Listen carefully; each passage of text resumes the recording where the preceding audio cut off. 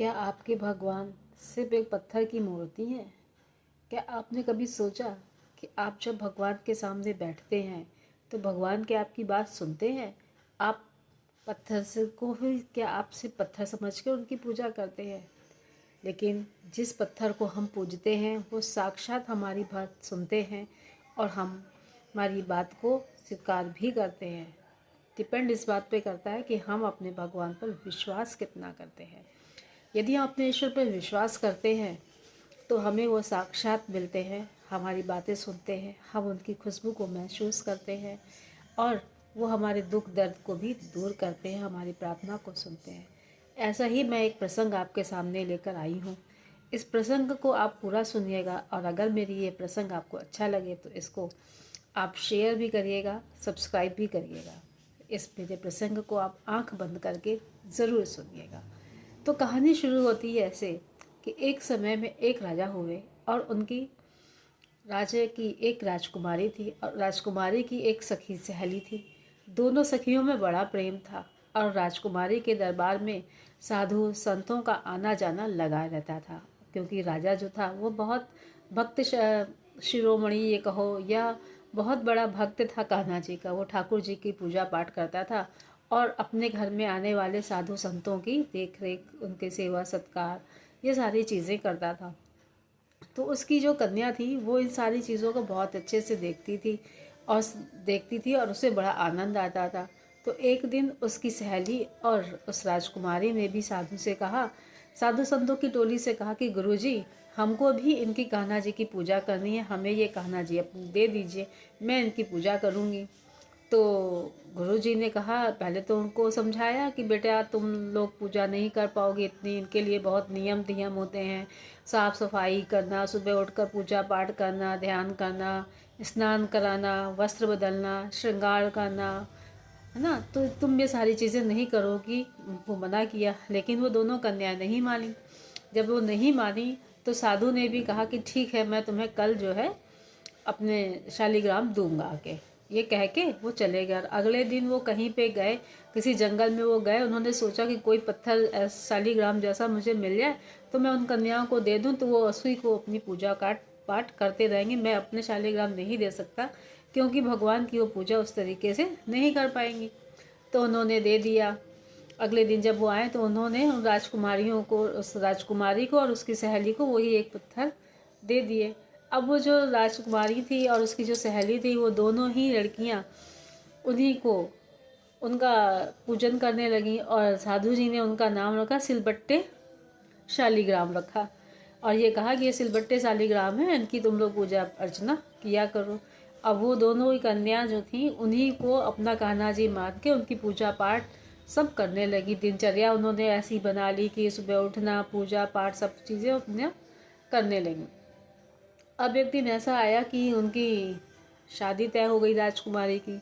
जब राजकुमारी की शादी तय हो गई, शादी हो गई और शादी में जब बारात लेकर जब दूल्हा जा रहा था तो उसने, राजकुमारी ने अपने एक टोकरी में सोने के सिंहासन में अपने सिलबट्टे शालिग्राम को भी रखा और अपने साथ लेकर चली कि हम उनको देकर अपनी ससुराल में जाएंगे, वहाँ पे इनके साथ इनकी पूजा पाठ करेंगे। लेकर चली गई और यहाँ जो राजकुमार था वो ये चीज़ महसूस कर रहा था कि ये राजकुमारी जो है इसका मन मुझसे नहीं लग रहा, ये मुझे देखकर प्रसन्न नहीं हो रही। जो उत्सुकता एक लड़की में होनी चाहिए शादी के प्रति, नए जीवन में प्रवेश करने की, वो उत्सुकता उसको, लड़के को समझ में नहीं आ रही थी। वो चलता गया तो जंगल में जब बार बार वो देख रहा था कि राजकुमारी जो थी वो उस पर्दे को हटाती और सिलबट्टे कान्हा जी को देखती और कान्हा जी को देख के वो प्रसन्न हो जाती और उसके बाद वो फिर ऐसे ही पर्दा डाल देती और फिर उदास हो जाती। मतलब जितनी देर कान्हा जी का रूप उसके सामने रहता उतनी देर तो उसके चेहरे में प्रसन्नता रहती और बाकी टाइम वो उदास रहती। तो दूल्हे ने ये सोचा कि ऐसा क्या है इस पोटली में जो मुझे ये दिखा नहीं रही है, इस बॉक्स में मुझे देखना पड़ेगा कि इसमें क्या है। तो एक जगह जंगल में रास्ते में जब वो लोग रुकी तो उसने दासियों को बुलाया और दासियों से कहा कि तुम लोग जो है इसको बातों में बिजी कर लेना, व्यस्त कर लेना और इस जो ये पोटली लेकर आई है, सिंहासन जो है, बॉक्स है इसका, ये मुझे उठा के देखना, मुझे देखना है इसमें क्या है, किसको देखकर इतना प्रसन्न हो रही है। तो एक 3-4 दासियों ने तो उसको बिजी रखा राजकुमारी को, और एक दासी चुपचाप उठाकर वो बॉक्स आके लड़के को दे दिया, यानी दूल्हे को दे दिया। अब जब दूल्हे को दे दिया, दूल्हे ने देखा, अरे उसको खोल के देखा, उसमें देखा है तो सिर्फ एक पत्थर है। तो उस पत्थर को उस दूल्हे को तो वो सिर्फ पत्थर समझ में आ रहा था, और उसने पत्थर समझकर वहीं पास में एक नदी थी, उस नदी में उसने डाल दिया। और उसके बाद वो अपने महल में लेकर चला गया। जब महल पे वो उतरा और देखा जाके राजकुमारी ने कि उसका वो बॉक्स नहीं है, तब उसने मार रोना धोना शुरू कर दिया। और उसने अपने दूल्हे से पूछा, तो दूल्हे ने कहा कि मैंने उसको तो नदी में फेंक दिया, क्योंकि मुझे लग रहा था कि तुम जो हो उसको देख के प्रसन्न हो रही थी, और तुम मेरी तरफ कुछ ध्यान ही नहीं दे रही थी।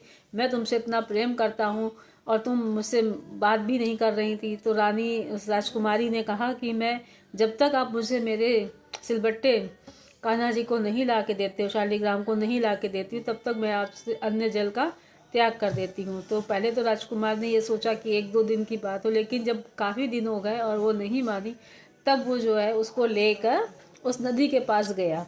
अब नदी के पास जब लेकर गया, अब उससे कहा कि अगर तुम इससे इतना प्रेम करती हो, उसके साथ बहुत सारे लोग भी गए, मतलब राज के राजा था, राजकुमार था वो, तो राजकुमार के साथ तो बहुत सारे लोग गए वहाँ पे देखने के लिए। तो वहाँ पे उसने सिलबट्टे शालिग्राम के लिए उसने दूल्हे ने कहा कि तुम कहती हो कि तुम उनसे प्रेम करती हो, वो तो क्या वो भी तुमसे इतना प्रेम करते हैं? तो राजकुमारी ने कहा, हाँ वो भी मुझसे इतना ही प्रेम करते हैं जितना मैं प्रेम करती हूँ। तो उस दूल्हे ने कहा, अगर तुम उनसे प्रेम करती हो तो मैंने इसी नदी में उन सिलबट्टे शालिग्राम को डाला है, और अगर तुम उन्हें प्रेम करती हो तो उनको सामने बुलाओ। तो राजकुमारी मुस्कुराई। राजकुमारी ने कहा, हाँ मैं अपने कान्हा को प्रेम करती हूँ, मैं अपने कान्हा को जानती हूँ, मेरे कान्हा मेरी पुकार सुनकर ज़रूर आएंगे। और वो खूब कस के उसने चिल्लाया, सिलबट्टे सिलबट्टे शालिग्राम, आप ये सब लोग जो है मुझे ये कह रहे हैं कि आप मुझसे प्रेम नहीं करते हैं। अगर आप मुझसे प्रेम करते हैं सिलबट्टे शालिग्राम, तो आप बाहर आइए, आप स्वयं बाहर आइए। मैं इतनी बड़ी नदी में आपको नहीं ढूंढ सकती, मेरी क्षमता नहीं है। आप स्वयं बाहर निकल के आइए, मैं आपका आगे पुकारती हूँ, आप आइए। तो ये जब उसने बहुत हृदय से, करुणा से, विनम्र हृदय से जब उसने ये करुणा पुकार सुनी कान्हा जी ने, तो वो पालकी सहित, मतलब उस बॉक्स सहित बाहर आ गए। और जैसे ही सब लोगों ने देखा, सब लोगों की आंखों में अश्रु आ गए कि ये राजकुमारी कह रही थी सत्य कह रही थी, और ये सामने भगवान जी प्रकट हो गए। तो ये देखकर सभी लोगों ने मान लिया कि हाँ भगवान साक्षात प्रकट होते हैं। तो भगवान जो है वास्तविकता में हमारी सुनते हैं।